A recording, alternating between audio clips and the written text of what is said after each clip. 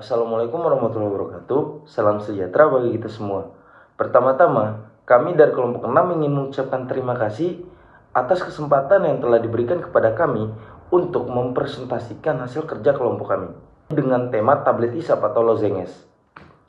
Di sini saya akan memperkenalkan ketiga anggota saya, yaitu Jasmine Rahmadani Putri dengan NIM 246131778, Zaskia Widad Ramdhani Hadi dengan NIM 2461318, dan yang terakhir Nazla Fadila dengan NIM 2461381. Dengan saya sendiri Rahman Fitra Syawati Murisang Haji dengan NIM 246137179. Di sini saya akan menjelaskan definisi dan latar belakang sejarah tentang tablet hisap itu sendiri. Tablet hisap adalah sediaan padat unit tunggal yang mengandung bahan obat dalam basis yang manis dan beraroma. Dirancang untuk melarut atau hancur secara perlahan di dalam rongga mulut atau faring. Istilah lozenge berasal dari kata Prancis yang merujuk pada bentuk geometris belah ketupat. Penggunanya telah tercatat sejak zaman Mesir kuno dalam bentuk permen, madu, dan herbal, hingga berkembang pesat pada abad ke-19 untuk mengatasi batuk. Selanjutnya di sini ada gambar tentang sejarah tablet hisap atau lozenges. Yang pertama itu ada pada saat zaman Mesir kuno, menampilkan bahan seperti madu, rempah herbal, dan jus jeruk sebagai bentuk awal pada tenggorokan. Yang kedua ada gambar asal-usul nama dari kata lozenge yang dijelaskan berasal dari bahasa Perancis merujuk pada bentuk bela ketupat. Yang ketiga gambar yang menjelaskan dari abad ke-19, itu tablet hisap mulai digunakan secara medis termasuk untuk mengontrol batuk. Yang keempat ada awal produk komersial.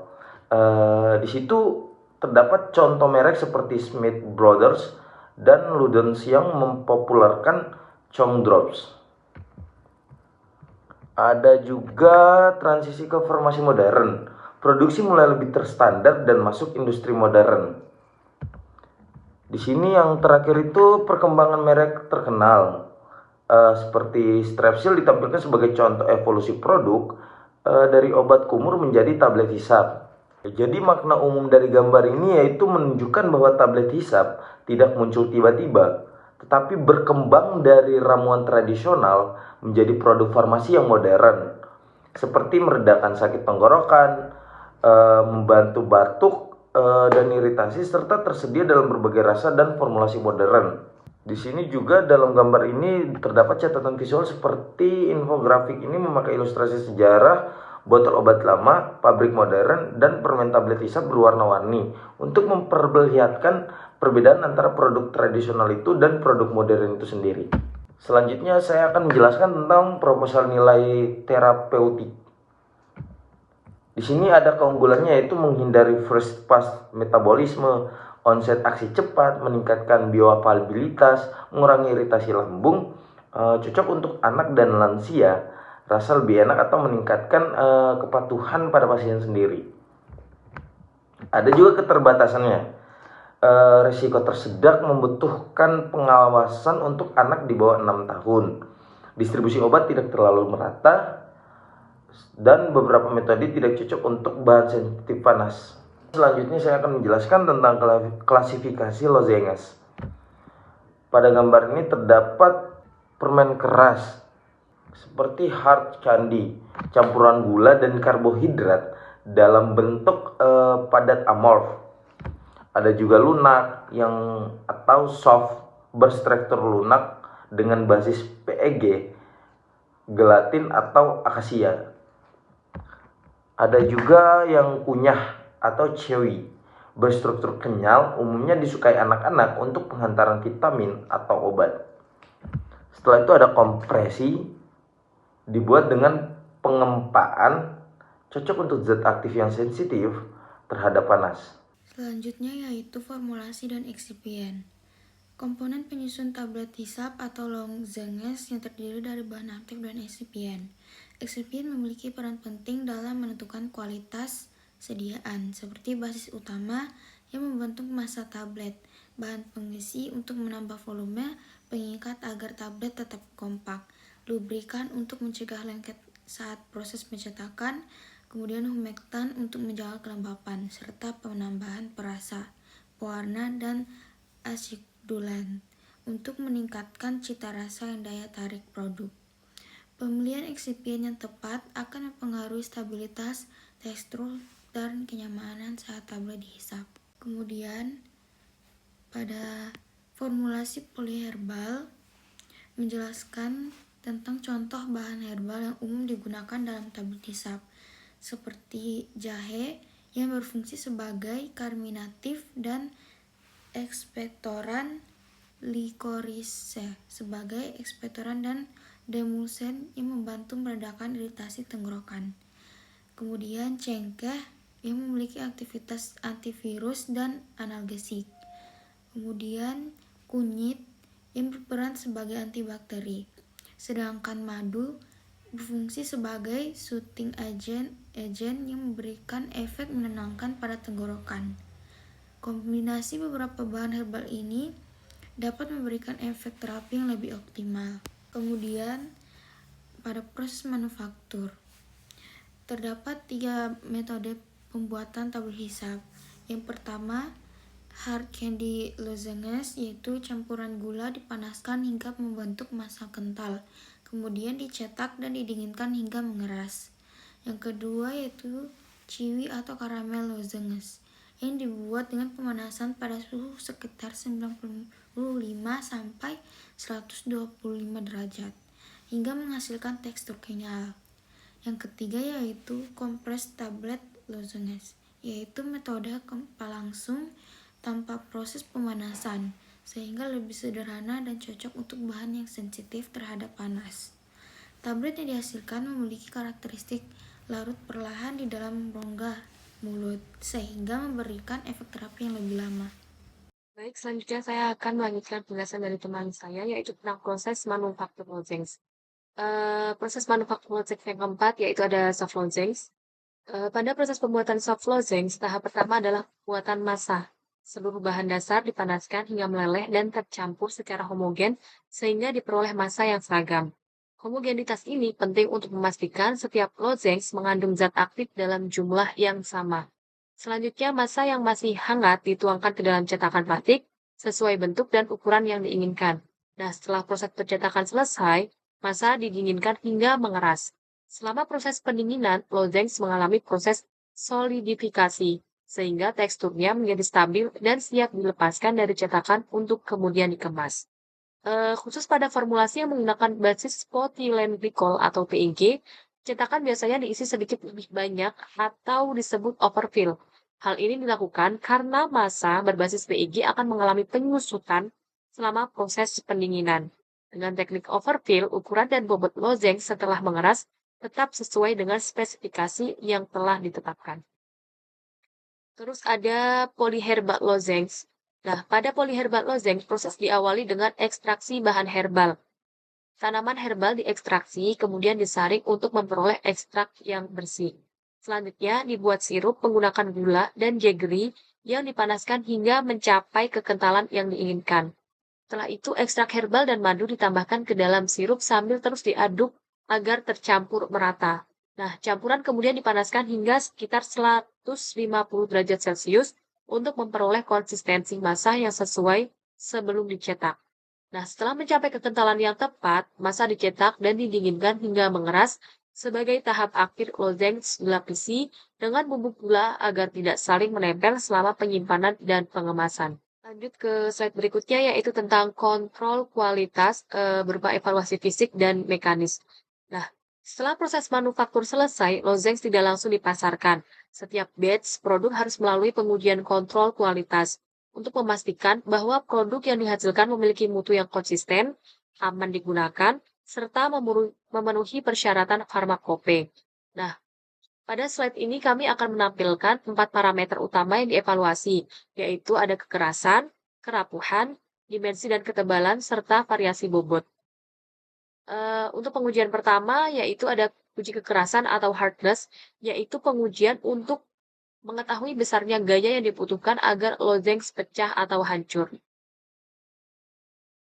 Pengujian dilakukan menggunakan alat seperti Monsanto Hardness Tester atau Pfizer Hardness Tester dengan cara memberikan tekanan secara bertahap hingga lozengs mengalami keretakan. Nah, nilai kekerasan yang diperoleh menunjukkan kemampuan lozengs dalam menahan tekanan selama proses produksi, pengemasan, penyimpanan, dan distribusi. Nah, itu terlihat ada gambar di situ. Nah, pada gambar itu ditunjukkan bahwa target kekerasan lozengs berada pada kisaran 4 sampai 4,4 kilo kilo per sentimeter kuadrat. Nah, rentang ini tuh dipilih agar lozengs memiliki kekuatan mekanik yang cukup tanpa mengurangi kenyamanan saat digunakan. Apabila nilai kekerasan terlalu tinggi, lozengs akan lebih sulit larut di dalam mulut, sehingga pelepasan zat aktif menjadi lebih lambat. Sebaliknya, apabila terlalu rendah, lozengs akan mudah retak atau pecah sehingga dapat menurunkan kualitas produk. Pengujian yang kedua itu ada uji kerapuhan atau viability. Nah, berbeda dengan uji kekerasan yang mengukur gaya tekanan, uji viability ini bertujuan mengetahui ketahanan lozengs terhadap benturan dan gesekan yang mungkin terjadi selama proses transportasi maupun penyimpanan. Nah, pengujian dilakukan menggunakan Proce-Friabilator, yaitu sebuah drum yang berputar sekitar 25 rpm selama 4 menit. Nah, selama proses tersebut, lozengs akan saling bertumbukan dan bergesekan sehingga dapat diketahui apakah produk mudah mengalami pengikisan atau kerusakan. Nah, setelah pengujian selesai, lozengs dibersihkan dari serbuk yang menempel, kemudian ditimbang kembali. Nah, selisih bobot sebelum dan sesudah pengujian dihitung sebagai persentase kehilangan bobot. Nah, menurut standar farmasi, kehilangan bobot umumnya tidak boleh melebihi 1%. Nilai yang kecil menunjukkan bahwa lozengs memiliki ketahanan mekanik yang baik dan dan tidak mudah rusak selama proses distribusi. Selanjutnya ada parameter pengukuran dimensi dan ketebalan. Nah, pengujian ini itu dilakukan menggunakan vernier kaliper atau jangka sorong digital dengan tingkat ketelitian yang tinggi. Nah, yang diukur itu meliputi diameter dan ketebalan setiap lozengs. Nah, keseragaman ukuran sangat penting karena berhubungan langsung dengan keseragaman bobot, dosis zat aktif, kenyamanan saat digunakan, serta penampilan produk. Selain itu, ukuran yang seragam juga memastikan lozengs dapat dibuat dengan baik dalam blister atau kemasan primer lainnya tanpa mengalami kerusakan. Pada slide ini itu ditunjukkan bahwa deviasi ukuran yang diperbolehkan maksimal sekitar plus minus 5%. Nah, apabila ukuran lozengs itu terlalu bervariasi, hal tersebut dapat mengindikasikan adanya masalah pada proses percetakan atau pengisian massa ke dalam cetakan. Selanjutnya yang terakhir itu ada uji variasi bobot. Nah, pengujian ini itu bertujuan memastikan bahwa setiap lozengs itu memiliki bobot yang seragam, sehingga kandungan zat aktif pada setiap unit juga tetap konsisten. Sesuai standar farmakope, sebanyak 20 lozengs dipilih secara acak, kemudian ditimbang satu persatu menggunakan nirasa analitik. Setelah itu dihitung bobot rata-rata, kemudian dibandingkan dengan bobot masing-masing lozengs untuk mengetahui apakah masih berada dalam batas penyimpangan yang diperbolehkan. Nah, apabila variasi bobot terlalu besar, hal tersebut dapat menunjukkan bahwa proses pencampuran bahan belum homogen, pengisian cetakan tidak konsisten, atau proses pencetakan kurang optimal. Nah, kondisi tersebut dapat menyebabkan setiap lozengs mengandung jumlah zat aktif yang berbeda, sehingga berpotensi mempengaruhi efektivitas terapi. Oleh karena itu, uji variasi bobot merupakan salah satu indikator penting dalam menjamin keseragaman dosis pada setiap unit sediaan. Baiklah, selanjutnya di sini ada aplikasi klinis, di mana aplikasi klinis dari tablet hisap itu ada beberapa, yaitu sakit tenggorokan, terus suplemen seperti zinc dan vitamin, batuk dan flu, infeksi mulut, dan yang terakhir adalah terapi berhenti merokok atau nikotin. Lalu berikutnya contoh produk tablet hisap atau lozengs, yaitu ada namanya SP Troches. Itu merupakan teknologi compressed lozengs, di mana dia mengandung tirotrisin sebagai antibiotik lokal, benzalkonium chloride sebagai antiseptik, dan benzocaine sebagai anestesi lokal untuk membantu meredakan infeksi, nyeri, dan radang pada mulut serta pada tenggorokan. Kemudian keunggulan industrinya itu ada biaya produksinya yang rendah, stabilitasnya yang tinggi, lalu mudah diformulasi, dan disukai oleh pasien. Kemudian ada kesimpulan di mana lozenges merupakan sediaan farmasi yang efektif dan fleksibel karena mampu memberikan efek lokal dan sistemik. Sediaan ini nyaman digunakan, ekonomis, dan mampu meningkatkan kepatuhan pasien. Dengan adanya inovasi keberlanjutan, lozenges memiliki potensi besar dalam pengembangan terapi farmasi modern. Di sini kami dari kelompok 6 juga mencantumkan referensinya. Oke, baik, demikian presentasi yang dapat kami sampaikan. Kami berharap penjelasan kami dapat menambah pemahaman dan wawasan teman-teman. Apabila dalam penyampaian kami dari kelompok 6 ada kesalahan atau kekurangan, mohon dimaafkan sebesar-besarnya. Terima kasih atas perhatian yang telah diberikan kepada kami dan kesempatan yang telah diberikan kepada kami. Wassalamualaikum warahmatullahi wabarakatuh.